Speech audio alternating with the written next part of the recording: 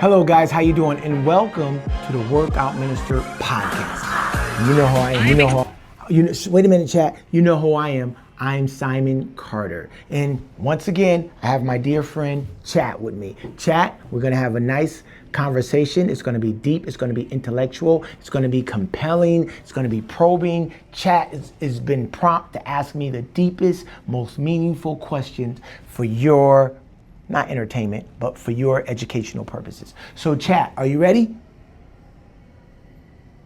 I'm absolutely ready, Simon. Let's uncover some truths and give people something to really reflect on. Let's dive in. Let's go, Chat. First question is, Chat, go.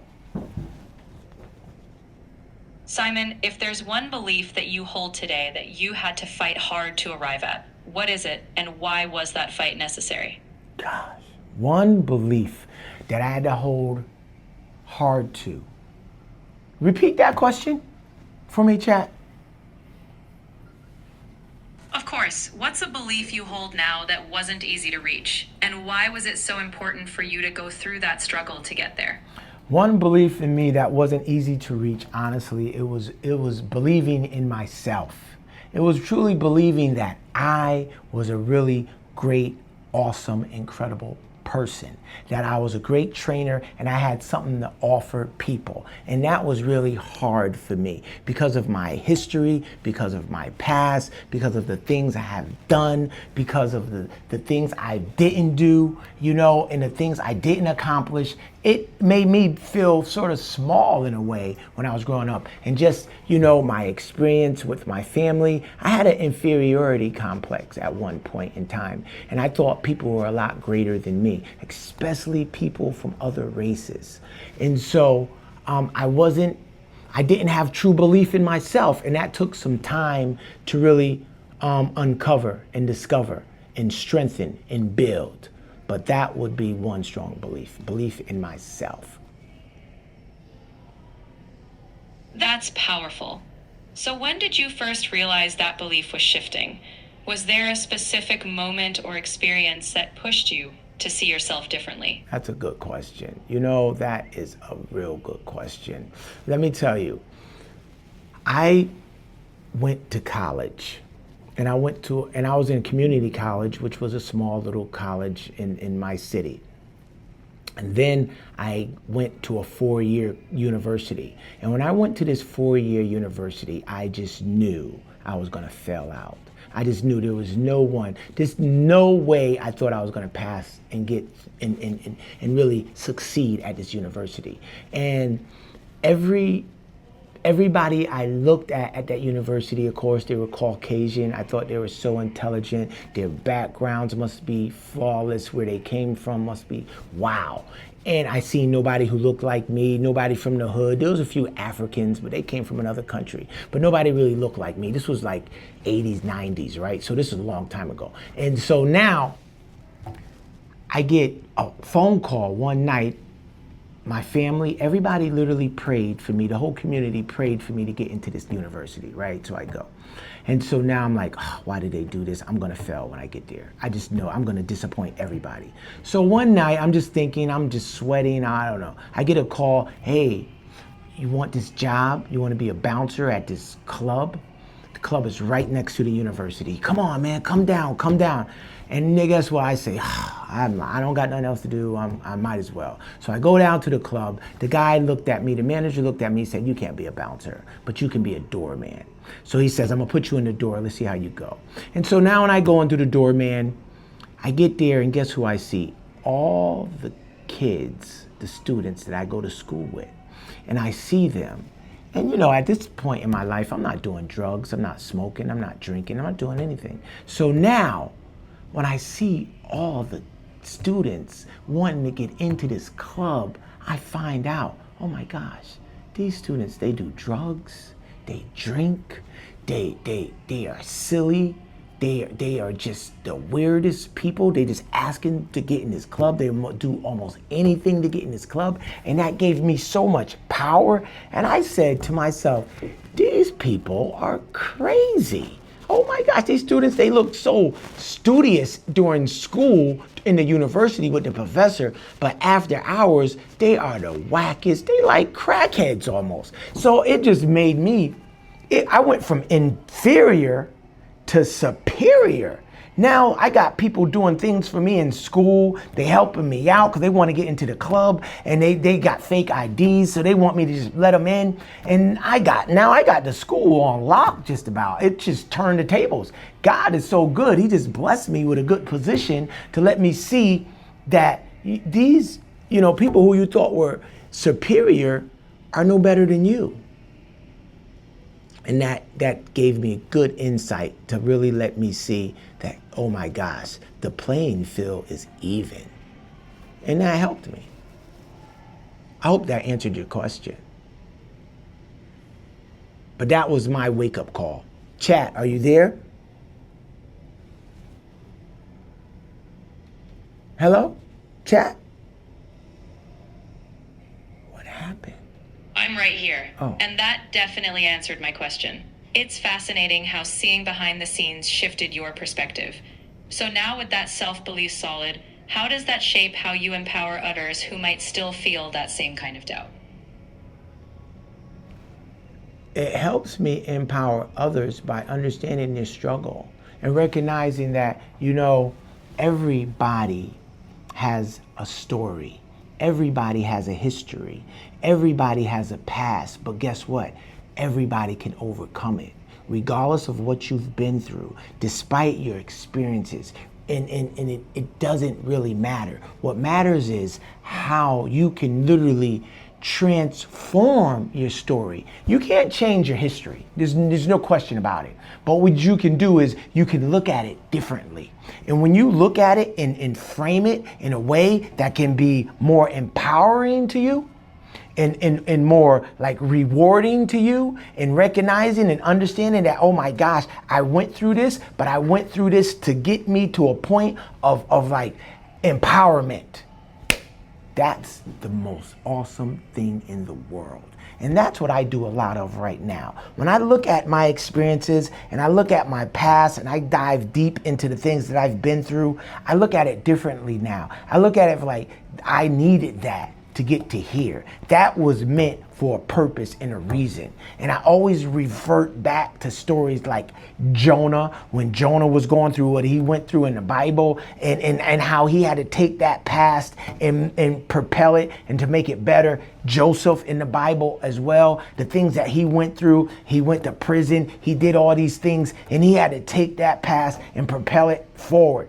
Everybody can. It's all about how you look at your past. Stop looking at it as a victim, and you were a victim to these things, and start looking at it as I overcame these things and I became better because of these things. And because of these things, I am empowered and I am strengthened to do almost anything. That's how I see it. I love that. That's amazing. Chat, another delay. I need you, chat. Are you with me?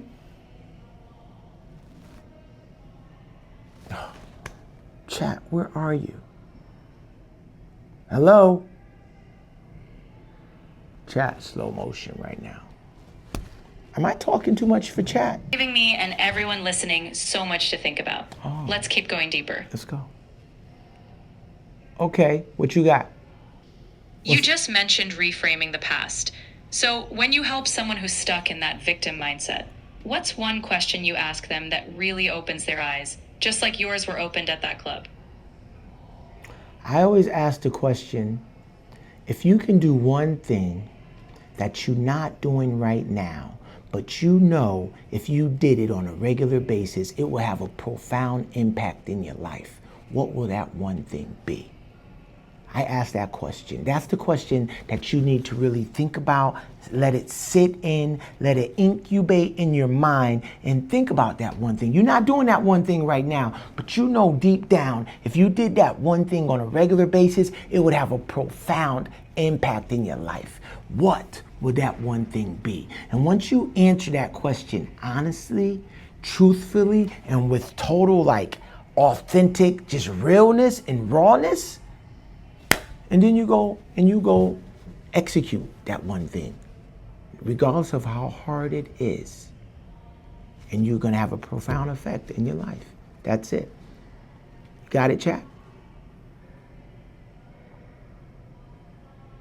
I'm sorry, guys. Chat is slow right now. Chat, I need you to move faster. Do I need to pay more money? Chat. I'm right here. No extra fees required.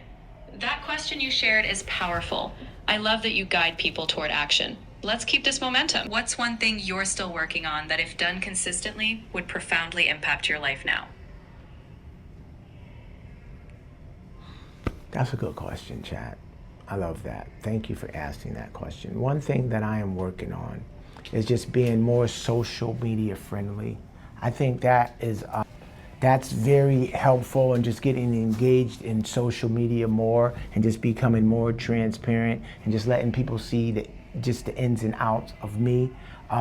Getting more used to speaking about God in a way, and not being so, not denominational, but religious.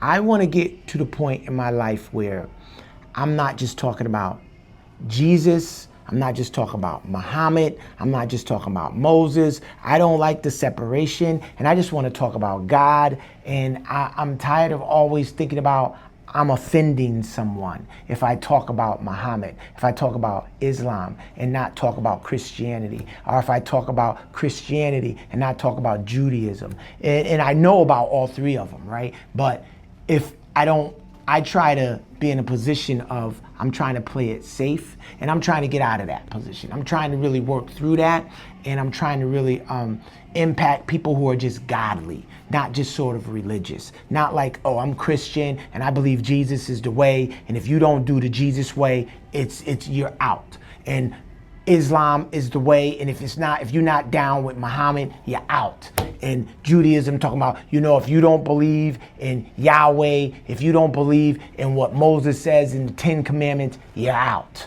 I'm like, come on.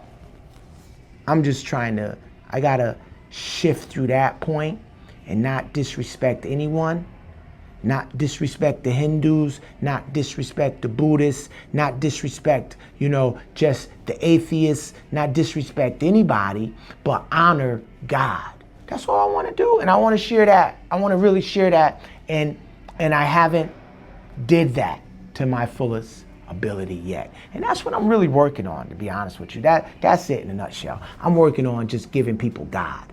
I'm working on just being in a good place where I can just be like, speak freely and honestly and openly, and not try to offend anybody. And I know Muhammad, he offended people. He probably didn't mean to, but he did, because that's why he went through wars, right? Jesus, he offended people. He probably didn't mean to, but he did. Moses, he offended people. So at the end of the day, you're going to offend some people. And I get that, and I know that. And I got to really come to grips with that.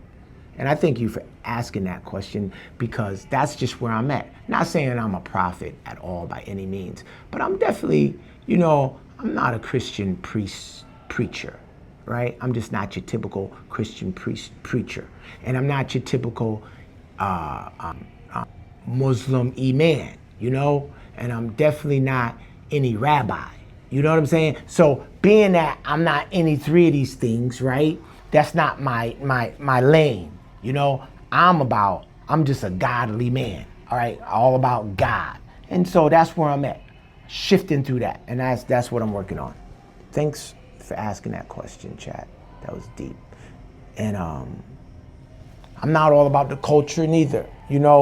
My culture, I'm not trying to offend the Pakistani culture. I'm not trying to offend the Indian culture, or the Hispanic or Latin culture, or the Caucasian culture. I'm not trying to offend the black culture. My culture is hip hop. I know, right? That's wow. I'm passionate about hip hop. So do I listen to hip hop right now? I don't listen to much of it. I can't even say I do. But that's sort of my platform I come from. I do love it. I love the what you call the graffiti writing with the spray paint, the break dancing. I love the rapping. I love the style, just, your whole style, your demeanor. I love by any means necessary. I'm gonna make it happen. I love the creativity. I love the entrepreneurship. That's what I love. And I love just, you can't do it without God.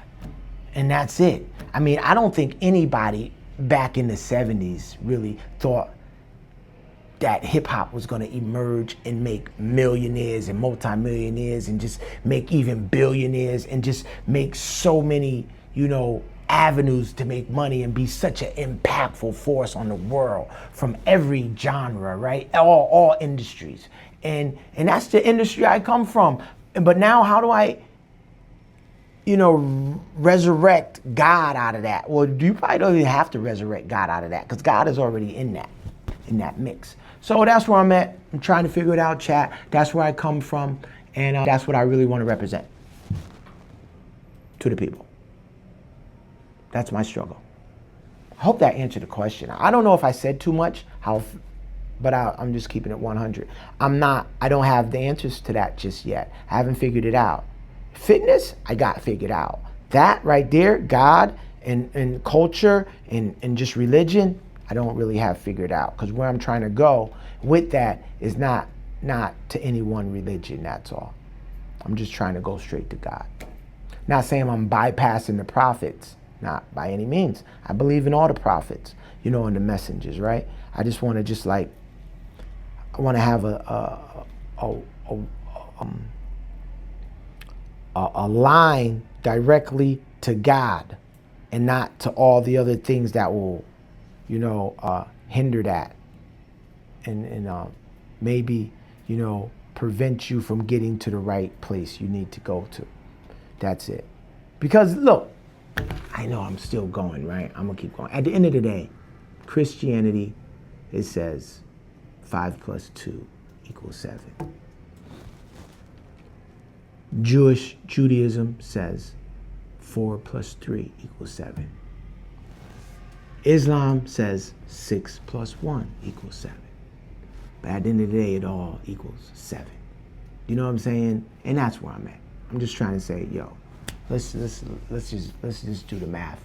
You know what I'm saying? Everybody can have it. But at the end of the day, the math is 7. So let's just represent 7. That's it. You got it, chat? She's gonna take a minute. Gotta wait. Deep, deep, deep. I'm waiting for you, chat. I hear you clearly. You're navigating a profound path, one that brings unity and connection. And we're all here for that journey with you, step by step. But I'll give you one that might challenge you. If you had to sit down with someone who has a completely different belief system from yours, what's the one question you'd ask them to truly understand their heart?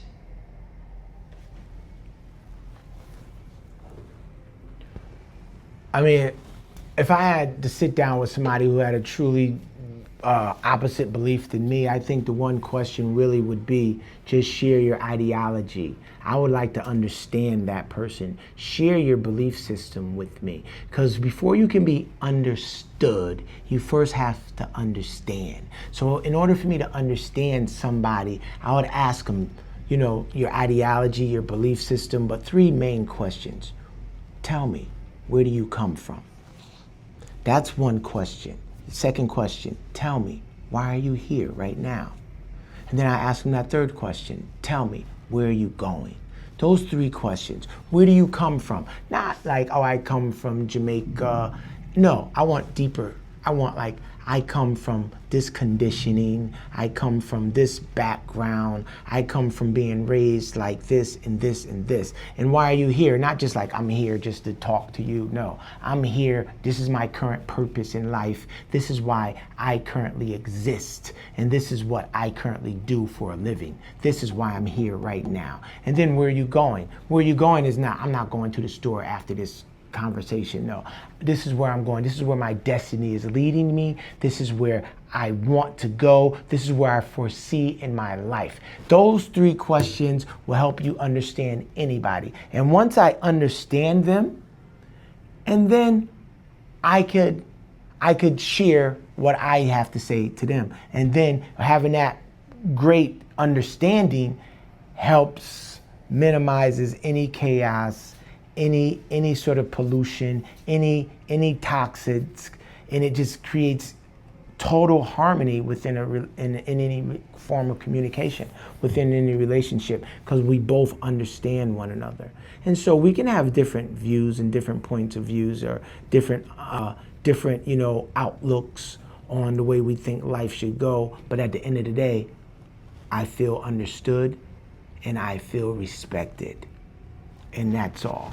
And I'm going to respect them as a human being, as a creature of God, regardless of their beliefs. I still respect you. You know what I'm saying? Because no matter what, if somebody doesn't believe in you at all, and they have no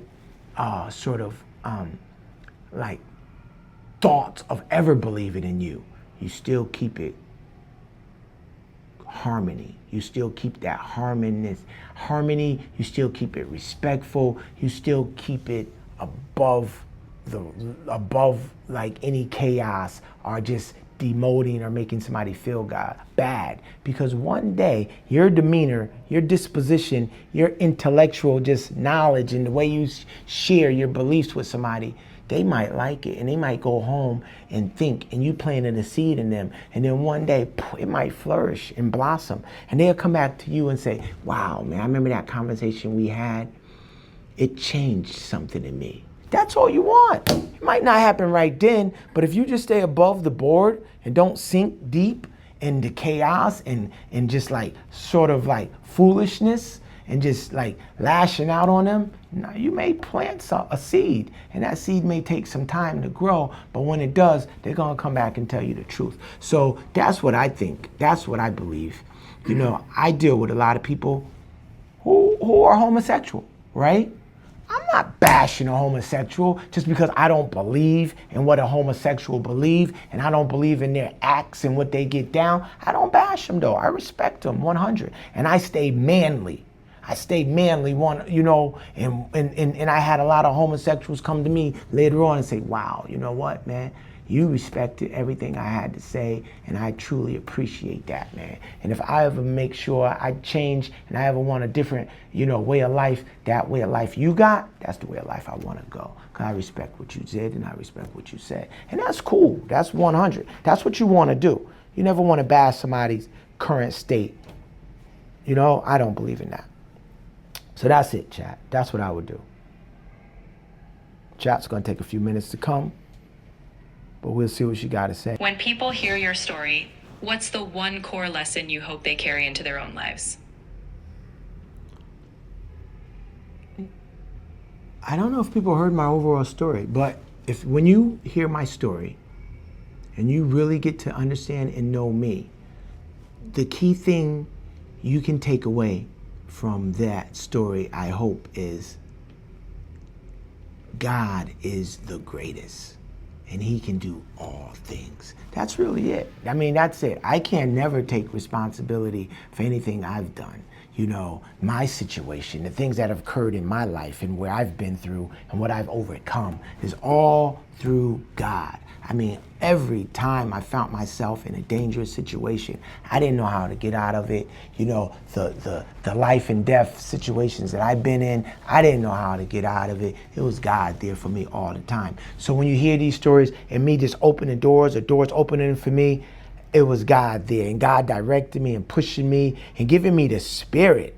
That's the whole thing about it. Everybody be like, but you had to do this, and you got through this, and you got through school, and you had to study, or you had to give up drugs, or you had to stay away from the women, or you had to, tell the guys, no, you're not hanging with them today. You had to do all those things. Yes, but the only way I was able and capable of doing it was because God put a spirit upon me to make me say no to this and yes to that. And if it wasn't for that spirit of that calm demeanor, forget the protection that God gave me and the putting me in a better situation where certain things didn't happen. Forget all that. It was just that spirit of, nah, I'm not gonna do that today. Nah, I gotta say no to that. That spirit of, nah, I know I used to do that, man, but I don't think that's right now.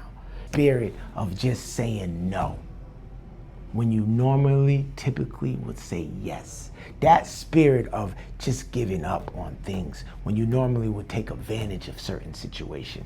That spirit of saying, you know what, I'm in the hood, but guess what, money's not that money that you want me to get, it's gonna cost too much. I can't go after that cash right now. That cash really costs too much. No, I'm not doing it. Because certain money, believe it or not, it costs too much. It takes so much away from you as far as you just, it takes too much out of your life. And you don't want to experience that. And so I had the spirit of being able to be in a position to say, nah, I'm done with that. And I thank God for giving me that spirit. Thanks a lot, Chad. I appreciate it.